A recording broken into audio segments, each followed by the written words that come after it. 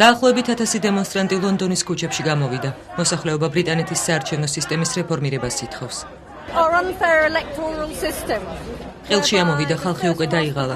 იქნება კონსერვატიული პარტია და ისიც არაფერს გააკეთებს. ჩვენ რეალურად ძლიერი და სტაბილური მთავრობა გვსურს. ძალიან მწუხვარ იმის გამო, რომ ამ არჩევნებისთვის ძალიან დიდი დრო და ძალისხმევა უსარგებლოდ დაიხარჯა. ისედაც ყველამ კარგად იცოდა, რომ მსგავს შედეგს მივიღებდით. ფიქრობ, რომ ნიკ ლეგი და დევიდ კამერონი ერთად იქნებიან. მე მსურს ლიბერალ დემოკრატებისა და კონსერვატორების კოალიცია ვიხილო, მაგრამ არ ვფიქრობ, რომ ეს ადვილი იქნება. ბრიტანელების პროტესტი ლიბერალ დემოკრატების დებატებს მოყვა იმის შესახებ, დაუჭირონ თუ არა მხარი კონსერვატიული პარტიის ლიდერობით მთავრობის შექმნას. სიტყვებით სამართლიანი არჩევნებით ახალი დემონსტრანტები დაუნინგ სტრიტზე პრემიერ-მინისტრის სახლისკენ გაემართნენ. დიდ ბრიტანეთში არჩევნები 6 მაისს ჩატარდა. ხმათა უმრავლესობით პირველ ადგილს კონსერვატიული პარტია და მისი ლიდერი დევიდ კამერონი იკავებენ.